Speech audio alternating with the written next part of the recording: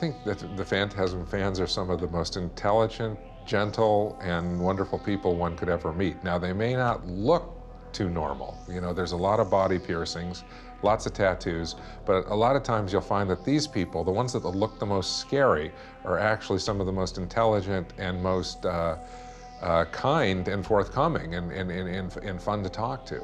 Thanks a lot, everybody.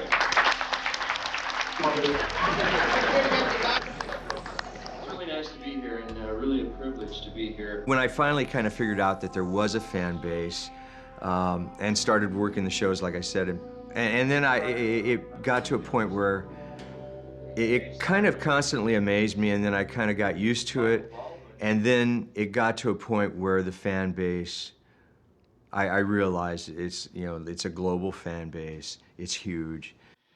Ladies and gentlemen, I'd like to introduce to you the nicest tall guy I've ever met in my entire life, Mr. Angus Scrimm. Phantasm has a fan base that does extend all over the world. If my fan mail is to be believed, they're just warm and affectionate and completely flattering and inviting. I don't, as a rule, generally go to conventions. I've done it twice.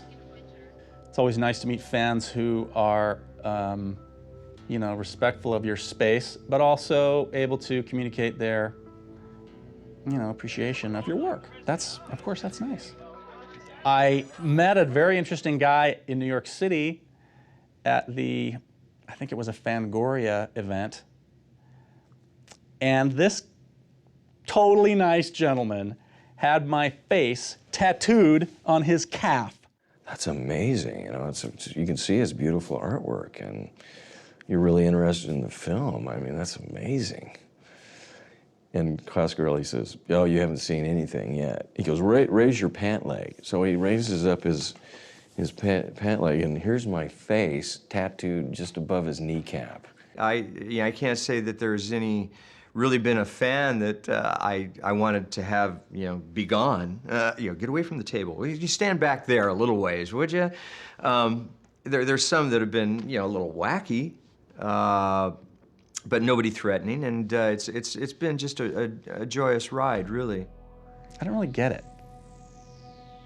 I don't quite get it. Michael Baldwin held out for a long time against doing conventions and still does very few because he was fearful. He thought, they're horror fans. They'll massacre me.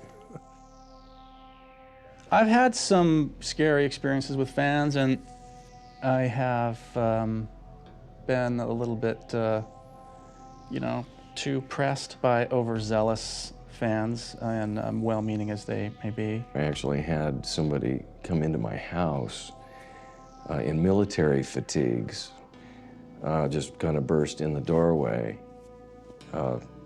claiming that he was going to be the new Angus Scrimm.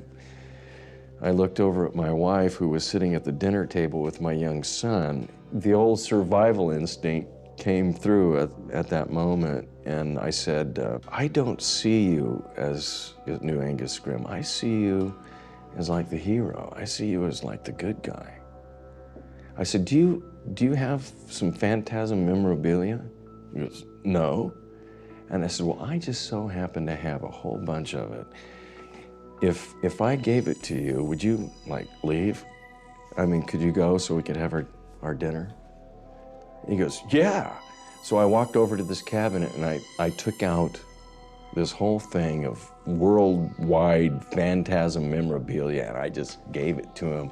I said, thank you, very much for stopping by, but talk to you later. I occasionally go to some of the horror conventions and get to meet Phantasm fans in person, and I'm telling you, I really thrive on it, because a lot of times, especially with Phantasm, because Phantasm is really an interpretive vehicle.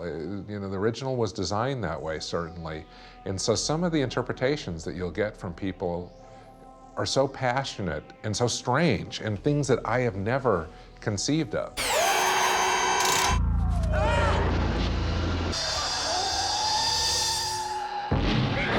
The Tall Man character was very intriguing to me. I wondered what what it was all about, death and funeral homes. I had not really considered those things when I was a teenager. It was just such a great original story, and you know, you kind of learn what goes on behind the scenes of a working mortuary. Then I kind of became interested in that field and kind of bought books on embalming and stuff like that and kind of read up on it. I did some crazy things as a fan, as a kid, because of Phantasm. I got myself a moped and I started chasing hearses and spying on funerals. And of course got interested in hearses. I bought a hearse just after Phantasm came out. In fact, the last hearse I owned was the hearse used in Phantasm 2, a '69 Cadillac. I just remember my parents, they couldn't afford a babysitter, so I got drugged to every movie they went to. Boy! You know, just with films like Phantasm, I would go home after seeing a film and just start drawing. When I first saw Phantasm, I was really the only one in New Jersey that seemed to have seen it. Nobody else knew what I was talking about. I felt that if I didn't put something down on paper, I was going to lose something very precious, an experience I'd had. And so I, just from memory, started writing the entire movie. It was like a novelization that I had done of Phantasm when I was like 15. It's god awful reading now. The Phantasm comic book that I did when I was still in high school, it was my version of Phantasm 2. I decided to go off and do my own thing and pick it up where Phantasm 1 left off, and I did the same thing that they did in Phantasm 2, where it picks up right, you know, as Mike crashes through that closet at the end. But it's just a totally different story, and the characters go onto this red planet, you know, the other world that the tall man lives in. Probably about 1980, I started collecting the posters and lobby cards from different countries, and every time I'd go to a horror film convention, if I saw anything in the dealer's room, you know, I'd snatch it up, you know, because they're really scarce now. Starting with the collection here, this is a piece that was given out to the first 50 people that went to the first Phantasm back in '79. Hard item to find these days, I'm sure. I haven't even looked on eBay for it. This is a head of Angus Scrimm from Oblivion. This was actually a life cast made of Angus for a film called Lost Empire. Back in 1980, and then I loaned this to Don when they made Oblivion to blow him up at the end of the film. Down here we have a dwarf mask, and this is one of the dwarf robes. This was used in part 2 and 3, and this is, of course, the sphere. That's one of the spheres from part 2. I had put a little ad into Fangoria magazine many years ago, great magazine, and they've been very positive towards the Phantasm films. And I put in a little, if you want to correspond, if you're a Phantasm fan. And Guy Thorpe immediately responded when I was in high school. Thanks to Fangoria magazine, I met a gal named Kristen, and we've been friends for about, about 20 odd years now. It's because of Guy that I was able to move down to Los Angeles, work on Phantasm 2. We became roommates. Luckily, I met a person named Kristen Deem who worked on Phantasm 2. I think I met her through the back of a Fangoria magazine. It's like, I worked on Phantasm 2, and I know Mr. Coscarelli, and I just got all panicky, and I was like, oh my God, I have all this artwork and stuff. You know, I love these films. I was like, is there any way that maybe you could forward these things to them? And all I can say is that, you know, Don Coscarelli was nice enough to actually write back. You know, every once in a while, Don would hire me for things. He'd be like, you know, we're gonna do a Phantasm Christmas card this year. And so we always kept in contact. In college, we had to take an animation course, and one of the things you had to do was a stop motion animation film. So I did a stop motion animation puppet of the Mike character from Phantasm. And then from there, I just figured, well, I might as well go and do some dwarves. Don Coscarelli actually commissioned me in, I think, 1998 to do something for, I believe it was McFarlane Toys. They showed a slight interest in doing a Phantasm line, a tall man, I think, and maybe some dwarves. And so I was hired to do some sketches and some layouts, and you know, they were full color paintings.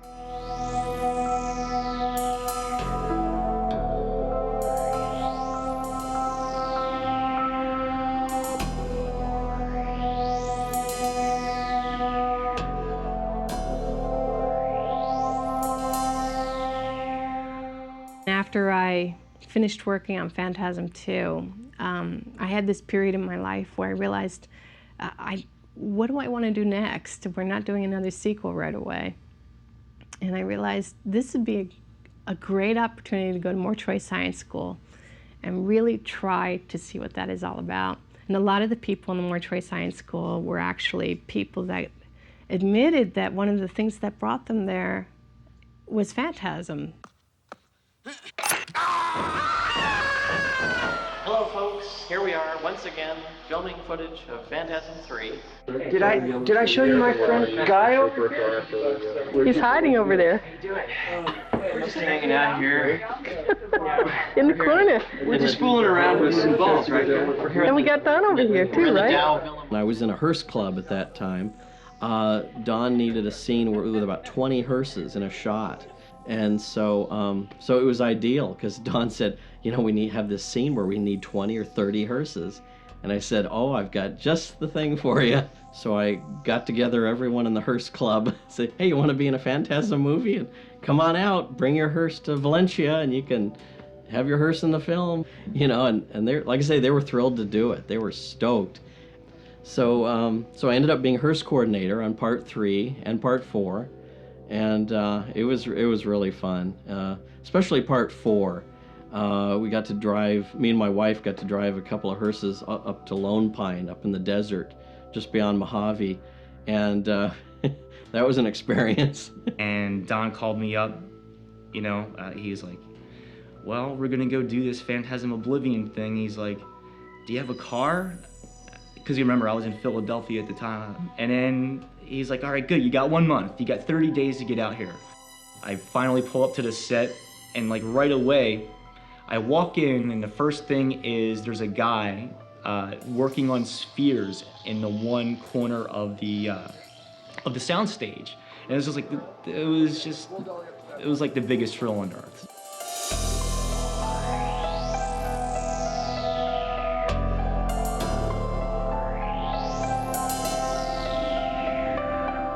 On the 4th one, I had many hats. I was, Don brought me in as a script supervisor, which is continuity.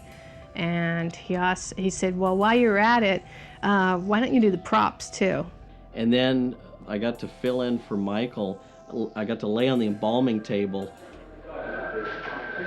And my hand is in the movie when the ball's shoved into Jody's neck at the end of Oblivion. I got to lay on the embalming table and do a few shots of that.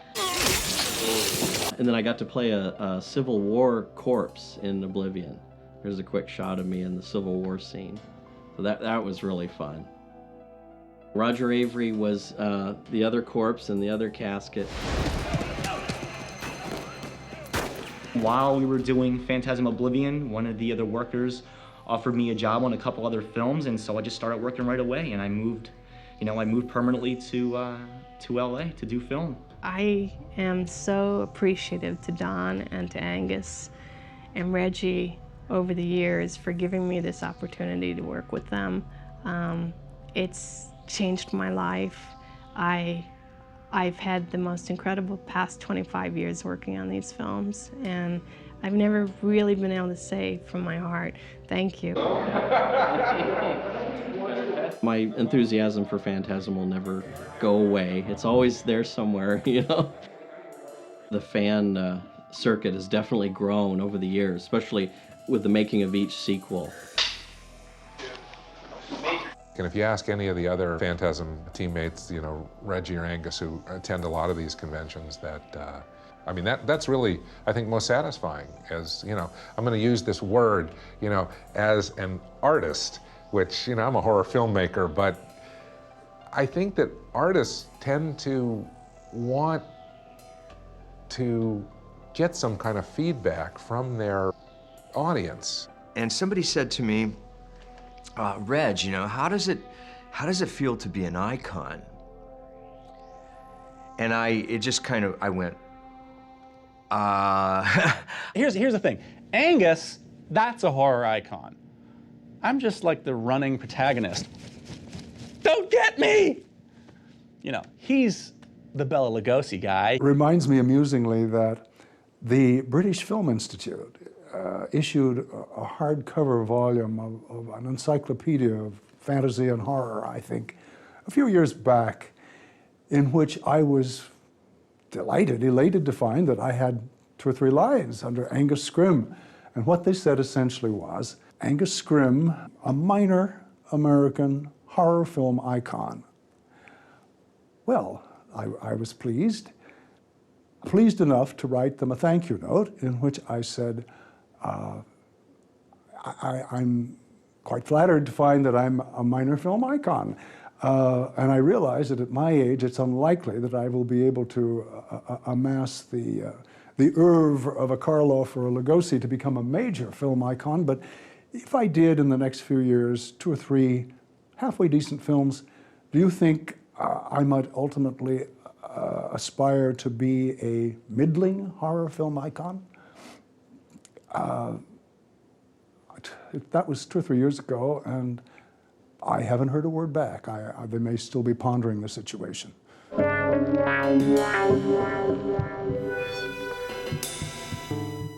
And here we have the working guillotine. This was made by a friend of mine who's a carpenter as a birthday present. And I will give you a demonstration here. These are masks here of various Universal monsters made by Don Post Studios back in the mid-60s and into the 70s and 80s. Okay, here we are in the Psycho corner of the apartment.